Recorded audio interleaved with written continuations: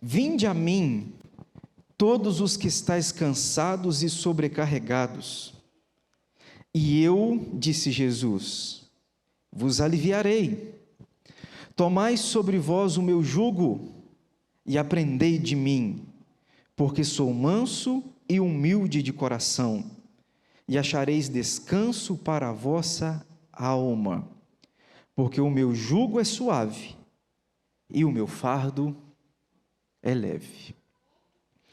Amados, considerando a nossa temática nesta manhã sobre uma igreja que imita o seu mestre, quando a gente fala em imitar o nosso Senhor, a gente tem pelo menos dois grandes extremos, né?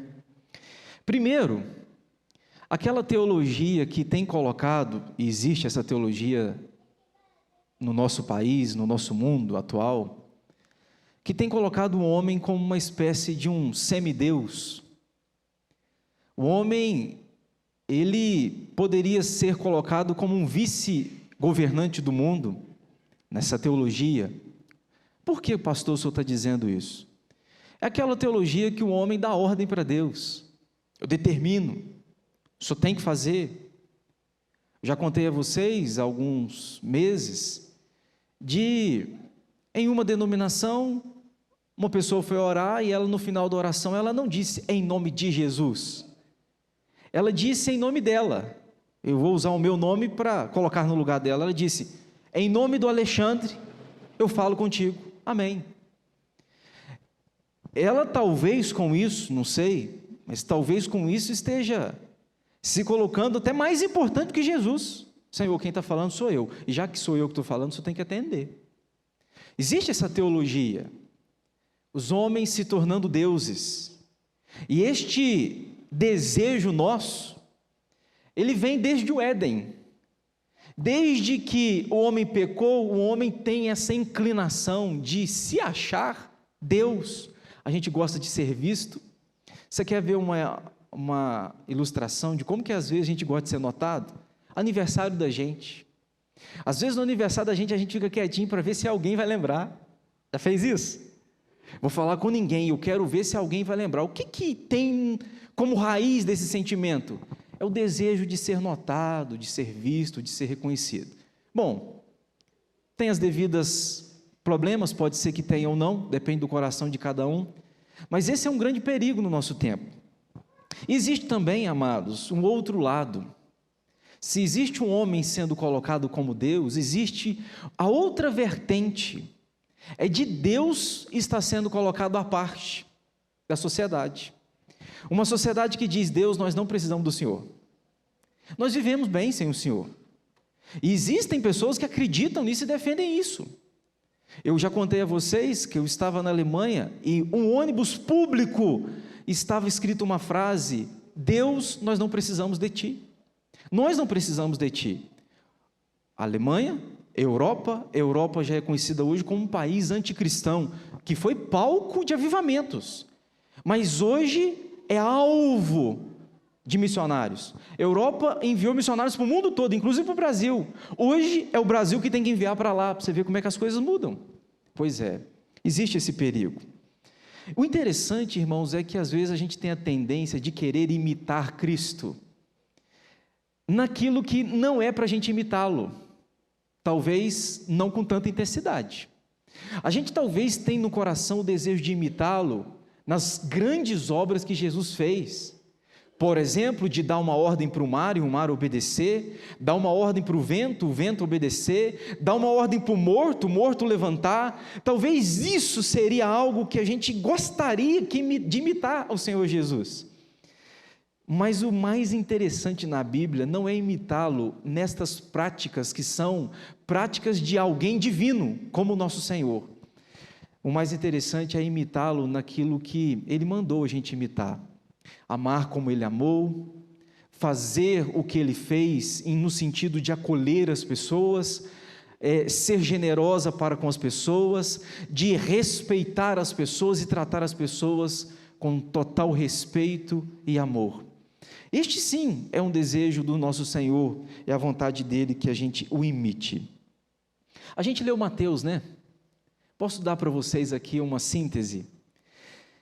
Eu acho tão interessante que este convite que lemos de Mateus 11, versos 28 a 30, não está registrado em Marcos, não está registrado em Lucas, e diz o texto bíblico que Lucas fez uma apurada investigação para relatar no seu evangelho, mas quando ele fez a sua apurada investigação, ele não acrescentou isso aqui, ele não colocou este convite de Jesus.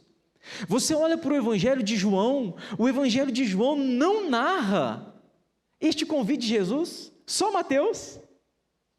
O que me dá a entender aqui, amados? Que este convite que só Mateus registra, é bem provável que ele tenha sido alvo deste convite de Jesus. Você deve se lembrar que Mateus era cobrador de impostos. O que era um judeu cobrando imposto na época? É você, judeu, cobrando imposto de outro judeu para mandar dinheiro para o Império Romano. Tanto é que a sociedade colocava você à parte, e a sociedade odiava você, porque você, judeu, cobrando imposto de judeu para mandar dinheiro para o Império Romano. Não tem nada mais desafiador. O cobrador de impostos, só para você ter ideia, não podia entrar no templo. O judeu não deixava ele tinha ficado lá de fora. Aqui dentro você não pode pisar. Para você ter ideia como que era o trato com relação ao cobrador de impostos. Ele não podia orar, ele não podia ofertar. O cobrador de impostos não podia. Eles não deixavam ele praticar, porque eles eram tidos como pessoas que não eram coiguais. Quer ver mais o que não podia fazer? A sua família o rejeitava, e ele era proibido, irmãos, ele era proibido de participar das atividades da sociedade, o cobrador de impostos. Talvez este convite de Jesus esteja registrado no Evangelho de Mateus, porque este cobrador de impostos tenha sido alvo deste convite. Talvez quando Jesus disse: vinde a mim todos os que estáis cansados e sobrecarregados, Mateus tenha escutado este convite e tenha recebido este convite de modo eficaz em seu coração. E aqui, irmãos, eu queria trabalhar com vocês sobre essa temática. Que tipo de igreja é uma igreja que imita o seu mestre? Eu tirei pelo menos 3 aprendizados aqui neste texto. Primeiro, uma igreja que imita o seu mestre é uma igreja que acolhe com amor. É uma igreja que acolhe com amor. O verso 28 diz: vinde a mim, todos os que estáis cansados e sobrecarregados, e eu vou aliviar vocês. Irmãos, se tem uma coisa que uma igreja que parece, que imita Jesus faz, é uma igreja que se torna acolhedora. Ela acolhe as pessoas. Chega o visitante na igreja, ela está preocupada com o visitante, ela pergunta ao visitante, ela chega para perto do visitante, ela acolhe, e ela não julga, mesmo que o visitante não tenha a aparência coigual a ela. Eu lembro-me de um pastor que um dia se ausentou do culto, no início do culto, e a igreja toda preocupada: cadê o pastor, cadê o pastor? Ele se vestiu de mendigo, roupas todas sujas, colocou uma peruca e entrou na igreja. Enquanto o culto acontecia, a igreja preocupada com o pastor. Ninguém sabia disso, e a igreja olhou para aquele pastor com um olhar de desprezo, que era aparentemente um mendigo, um olhar de reprovação, de rejeição, e de repente o pastor começou a tirou a peruca, tirou a veste suja, e a igreja ficou perplexa, porque estava rejeitando alguém que era irmão. Irmãos, uma igreja que parece com Jesus é uma igreja que acolhe as pessoas, e acolhe com amor. Eu vejo isso em Jesus, né? Eu vejo isso em Jesus. Jesus um dia pegou as crianças, e as pessoas preocupadas: não, deixa as crianças perturbar o mestre não. Jesus pega uma criança e diz: se vocês não se tornaram como elas, de modo algum vocês vão entrar no reino dos céus. Jesus valoriza os não valorizados. As crianças da época não eram contadas. Jesus vai a uma cidade chamada de Naim, você deve se lembrar, Naim, vai para o mapa. Se você tiver um mapa bíblico na sua casa, procura Naim. Você não encontra. Naim é aquela cidade, eu lembro quando eu era criança, a gente fazia trabalho de geografia, e eu tinha um professor, talvez ele tenha até sido professor de vocês, aqui de Alto Jequitibá, o Amarildo. O Amarildo colocava um mapa grande de Minas Gerais, e eu procurava Alto Caparó no mapa, e eu não achava, eu ficava revoltado com aquilo. Como pode a minha cidade não estar no mapa? Pois é, por quê? Tão pequena, que em alguns mapas, devido à escala, não comporta colocar a cidade. Naim era uma cidade que não cabe no mapa, mas Jesus vai a Naim. Quando chega na entrada da cidade, tem uma mulher viúva, acompanhando a ela um velório. Era o seu filho que estava morto. Viúva e agora com o filho morto, já tinha perdido o marido, agora perdeu o filho. E Jesus para aquele velório, ressuscita o filho daquela mulher e entrega a ela. Hoje, você viúva, por pior que seja o cenário, você ainda tem, de repente, uma aposentadoria, de repente a pensão do maridão que morreu fica para você, dá para você um certo alívio para você continuar a vida. Nesse tempo aqui não, irmão. A mulher, quando perdia o marido, ela tinha duas saídas. Primeiro, ou o filho cuidava dela, nesse caso o filho está morto, então já era. Segundo, tinha que se tornar mendigo, para mendigar coisas na rua. Então, olha o que essa mulher tem na mente e no coração. Ela está levando, perdeu o marido, agora está sepultando o filho. Ela tem, a única certeza dela é que ela precisa se tornar e precisa mendigar. Aí Jesus pega, dá vida ao filho dela e fala para aquela mulher: não chore. Ou seja, a esperança retornou, mulher. Jesus se preocupa com uma mulher, Jesus se preocupa com uma criança, porque Jesus acolhe com amor. Irmãos, igreja é um hospital para acolher pessoas doentes. Aqui não é lugar de pessoas sãs, igreja é lugar de pessoas doentes. Eu sou esse doente, e eu estou aqui exatamente porque preciso desse remédio. O remédio que não se encontra em farmácia, o remédio que não se encontra nos hospitais nossos, mas o remédio que se encontra com o médico dos médicos. Ele é o nosso hospital, ele é o nosso remédio. Igreja é um lugar de pessoas doentes. E se é um lugar de pessoas doentes, a gente precisa de ser uma igreja de portas abertas. Uma igreja que imita Jesus, é uma igreja que acolhe com amor. E eu louvo a Deus, irmãos, porque a igreja presbiteriana Serra Monte tem muitas características, mas uma delas eu posso afirmar a vocês, eu queria que a gente não perdesse isso, é que nós somos uma igreja acolhedora. As pessoas que chegam aqui de fora, e elas sempre dizem: pastor, me senti tão bem entre vocês, eu me senti tão bem no meio desse povo, e graças a Deus por isso. Uma igreja que imita Jesus é uma igreja acolhedora, e ela faz isso com amor. Mas segundo lugar, irmãos, eu vejo aqui no verso 29, é que uma igreja que imita ao Senhor é uma igreja que ensina com humildade. Olha o verso 29, tomai sobre vós o meu jugo e aprendei de mim, A igreja que parece com o Senhor é uma igreja que ensina, e ensina com humildade. Vocês sabem bem o que é jugo, né? Eu já vi isso quando eu estava em Conceição de Ipanema. Jugo, você coloca uma canga sobre um animal e outra sobre outro animal, e sempre a ideia é um animal bravo com um animal manso, para que o manso acalme o bravo. Olha o que Jesus está dizendo: tomai sobre vós o meu jugo. Ele está dizendo o seguinte: eu sou manso, mas vocês são bravos. Andem comigo, porque na minha mansidão vocês encontrarão mansidão. Vocês são animal bravos, anda comigo para que vocês se tornem mansos. Amados, eu acho interessante porque por onde Jesus passava, ele ensinava. E o que as pessoas diziam a respeito do ensino dele, você lembra? Esse ensina com autoridade. As pessoas olhavam para Jesus, ficavam encantadas, e Jesus às vezes usava as coisas dos outros. Por exemplo, a Pedro, o pastor Carlos até pregou aquele sermão aquele dia aqui, tremendo aquele sermão, sobre quando Jesus Pedro não tinha apanhado nada aquela noite toda, e Jesus usa o barco de Pedro como púlpito. Para quê? Para ensinar a multidão.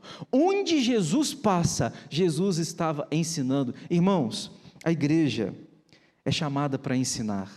Nós somos um povo chamados para ensinar. Você ensina o outro ensina você. O nosso pastor, o Senhor Jesus, nos ensina. Uma igreja que se parece com Jesus é uma igreja que está disposta a ensinar. E sabe o que eu acho interessante, irmãos? Na nossa igreja, a Igreja Presbiteriana do Brasil, é uma igreja que tem muito zelo pelo ensino, né? E eu louvo a Deus e eu gostaria que nossa igreja não perdesse isso. A gente tenta, a gente luta para dar para a igreja o melhor ensino à luz da palavra de Deus. E isso é louvável e a gente precisa manter isso. Agora, uma igreja que imita a Jesus é uma igreja que zela pelo ensino.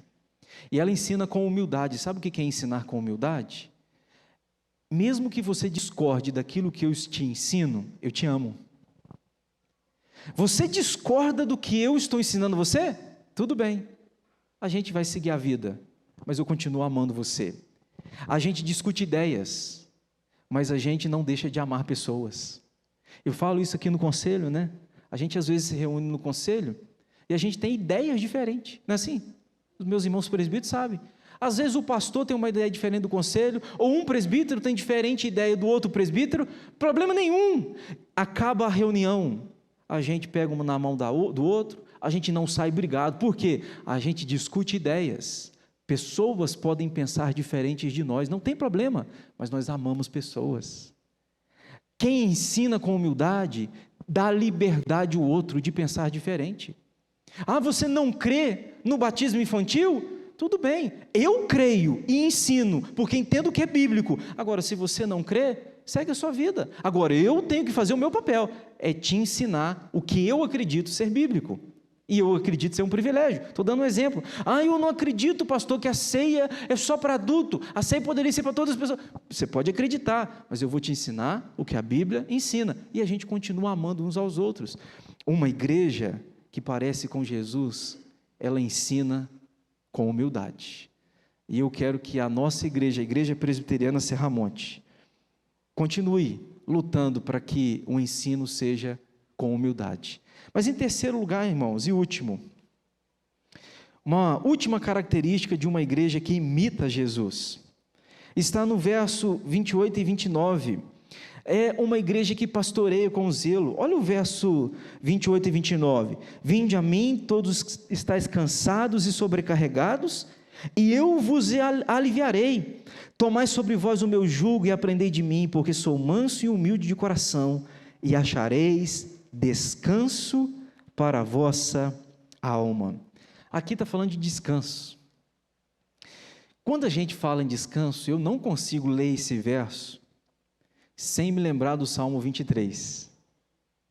O Senhor é meu pastor, nada me faltará, ainda que, como é que o texto diz, o verso 2? Quando você precisa do texto de cor, você não sabe, né, rapaz? Dá para você ver. Verso, ele me faz repousar em pastos verdejantes, leva-me para junto das águas de descanso, refrigera-me a alma. Eu não sei se Jesus, quando disse essas palavras, tinha em mente o Salmo 23, eu não sei. Porém, as palavras de Jesus têm muito a ver com o Salmo 23. É a ideia do pastor que pega a ovelha e leva a ovelha para se alimentar em pastos verdes e leva a ovelha para beber água. Você sabe bem que a ovelha não pode beber água corrente. Você não pode pegar uma ovelha e levar ela, o rio está passando e você leva ela ali para beber água. Você não pode. A ovelha, quando vê a água em movimento, ela fica tonta, ela cai e se afoga. A ovelha, para beber água, ela precisa de ter uma água, uma represa. Águas tranquilas, é o que o Salmo 23 diz, leva-me para junto das águas de descanso, há uma represa, as águas estão paradas, a ovelha pode ir lá e beber. Jesus está dizendo o seguinte, vem, o meu jugo é suave, o meu fardo é leve, e vocês acharão descanso para a vossa alma. Eu acho isso aqui interessante, irmãos, porque Jesus está dizendo: eu sou o descanso. Deixa eu abrir um parênteses e dizer isso para vocês. É por isso que a gente não guarda o sábado. Por que existem denominações que ainda lutam para guardar o sábado? Por que nós não guardamos o sábado? Porque a gente entende que Jesus é o nosso sábado, Ele é o sabá, Ele é o nosso descanso, Ele é o nosso alívio. Hoje, se você trabalhar de segunda a sexta, você pode parar para descansar no sábado, mas a sua alma continua cansada. Porque o sábado alivia o físico, mas o sábado não alivia a alma. O que Jesus está dizendo? Venham para mim, que em mim eu sou o sábado da sua alma, eu dou descanso para a alma de vocês. Sabe, irmãos, uma igreja que pastoreia, uma igreja que imita Jesus é uma igreja que pastoreia com zelo, uma igreja que um cuida do outro. Eu estou vendo você, meu irmão, você por esse caminho, você vai se afogar, por esse caminho você vai errar o alvo, então deixa eu andar junto com você, deixa eu te ajudar a não errar o alvo, deixa eu conduzir você às águas tranquilas, deixa eu pastorear você. Uma igreja que imita Jesus é uma igreja onde cada um pastoreia o outro. A gente pastoreia uns aos outros, o pastor pastoreia a igreja, mas o supremo pastor, o Senhor Jesus, pastoreia todos nós. Uma igreja que imita o seu mestre, sem dúvida, é uma igreja que pastoreia com zelo, com cuidado. As pessoas chegam, há pouco tempo, aliás tem alguns meses, uma pessoa que luta com esse problema do homossexualismo, ela falou comigo assim: pastor, e se eu for na sua igreja? O que você vai fazer? Eu disse: eu vou fazer nada. Se você for na minha igreja, você vai ser bem acolhido, você vai ser bem recebido. Na nossa igreja, todas as pessoas podem vir. Agora, você chega do jeito que estiver, venha como está, mas o Evangelho não me permite continuar como cheguei. Está entendendo? Jesus pode vir a mim, venha como está. Você está cheio de pecado, estou num lamaçal destruidor, venha como está. Mas Jesus nunca nos deixa conforme a gente chegou. Ele tira o nosso pecado, Ele lava as nossas feridas, Ele trata o nosso coração. Eu disse para essa pessoa: você pode vir, porque a nossa igreja é uma igreja de portas abertas. A gente está aqui para acolher a todos, e a gente quer que todos sejam pastoreados com zelo e com amor. Amados, eu queria terminar a minha palavra lembrando o que Jesus falou com Pedro, lembra? Pedro estava frustrado, porque havia negado o Senhor Jesus, o galo cantou, o Senhor Jesus havia morrido, ressuscitado, e de repente Jesus prepara um cenário e faz uma pergunta para Pedro: Pedro, tu me amas? O verbo usado na língua grega é agapê. Jesus está perguntando assim para Pedro: Pedro, você me ama com um amor incondicional? Aí Pedro vai responder o verbo filéu. Jesus diz: Pedro, agapas-me, me ama incondicionalmente? E Pedro diz: filéu, Senhor, eu gosto do Senhor, tu sabes que eu gosto do Senhor. Jesus pela segunda vez: agapas-me, e Pedro diz: tu sabes que eu gosto do Senhor. Aí pela terceira vez Jesus vai usar o verbo que Pedro usou: Pedro, filéu-me, você gosta de mim? Aí Pedro: tu sabes que filéu, tu sabes que eu gosto do Senhor. Sabe o que Jesus respondeu para Pedro? Então apacenta o meu rebanho. Sabe o que me dá o certificado para eu poder pastorear o outro? Em Jesus se eu amo a Ele. Jesus está dizendo para Pedro: Pedro, não é se você fez uma faculdade, não é se você tem curso, não é se você tem diploma, se você me ama, pode ir pastorear o seu irmão. Uma igreja que imita a Cristo é uma igreja que pastoreia com zelo. Sabe por quê? Porque ama a Deus, e porque ama a Deus, trata com amor o seu próximo. Amados, uma igreja que imita o seu Senhor é uma igreja que pastoreia com zelo, sem dúvida. É uma igreja que acolhe com amor, e é uma igreja que ensina com humildade. Que nós, Igreja Presbiteriana Serra Monte, sejamos essa igreja ainda mais intensa, que as pessoas sintam-se acolhidas aqui, que as pessoas sintam-se amadas aqui, e que aqui as pessoas sejam pastoreadas. Você pastoreando o próximo a você, o pastor a igreja e o nosso supremo pastor a todos nós.